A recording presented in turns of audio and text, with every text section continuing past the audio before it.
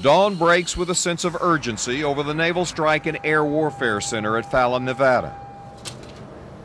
In the frigid morning air, Petty Officer Jimmy O'Mara of Wichita Falls gets a $29 million FA-18 Hornet strike fighter ready for combat training. O'Mara says it's time to wreak havoc on Iraq.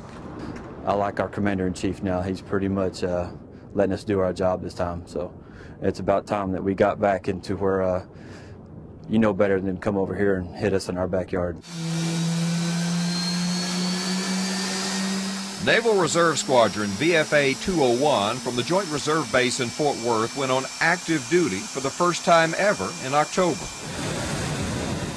The Texas squadron called the Hunters joined the Theodore Roosevelt Carrier Air Wing No. 8. For 3 weeks, 70 aircraft and 2,000 people train together before they go to sea in harm's way. What I like to say is with the normal reserve force, it's like the minor leagues, and now your active duty force is the majors, and I like to say we've been called up to the majors now. You ready? Most of the pilots in Reserve Squadron 201 flew patrols over Iraq to enforce the southern no-fly zone back when they were on active duty. Is there much thought of Iraq out here as you're training? Well, we can't help but think about it because it's in the news every day. But we never train to any specific threat. We train to be the best we can be with the machines that we're given. What's going to change big time is Commander Dan Schofield and Petty Officer Rachel Guzman are among the 250 men and women who keep the squadron's aircraft flying. In civilian life, 50-year-old Schofield is a vice president at Comp USA. Now you have a chance in this period to really show that a group of people can come together from a lot of diverse backgrounds with a common mission, common purpose, and really go out and perform at a very high level. Guzman keeps hundreds of spare parts moving in the supply chain. The Fort Worth mother of an 18-month-old daughter and 7-year-old twin boys will be leaving them for at least a half-year-long deployment.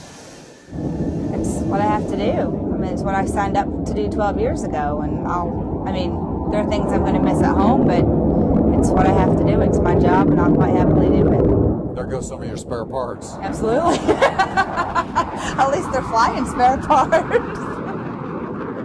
The Navy pilots practice their strike missions in this remote area of northern Nevada in airspace the size of Connecticut. It's where the Pony Express Trail of the Old West meets the high technology of American air power. And Squadron 41 is ready for a 9-line. Currently have J-Star 0411, 0413. F-18s moving at 9 miles a minute put 1,000-pound bombs dead on the bullseye. Copy from the mark, south 150. Cleared hot, cleared hot, cleared hot. The range uses old tanks, aircraft, and a mock-up of a military base for targets. Nice work, Falcon. Break Nil 31, say where you're headed to. A forward air controller on the ground, who would likely be a Navy SEAL in combat, guides the pilot. Nil 31, egressing to south to horse. Rolling, diving, and pulling G-forces 5 times his weight, the pilot performs a complicated series of steps that Commander Doug Beal calls switchology. You may have to fly formation, you may have to be taking care of a wingman that's on your wing, and in addition to all that, now you've got to throw some switches in the cockpit so that you can get the weapon off and then support that to the target. Bomb loader Jimmy Escamilla of Oak Cliff expects to be launching his squadron's aircraft on missions over Iraq by January. I'm just glad to go. Dude, I think it's time for some payback, you know? All set? All set, sir. All right, we'll see you in a little bit. All right, have a good one, sir. For pilot Lieutenant Matt Buckley, it's personal.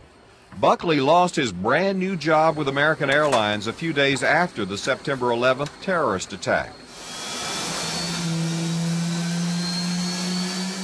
Buckley hopes to deliver a bomb with a special message written on it, "Thanks for the furlough." Robert Riggs, CBS 11 News, Fallon Naval Air Station, Nevada.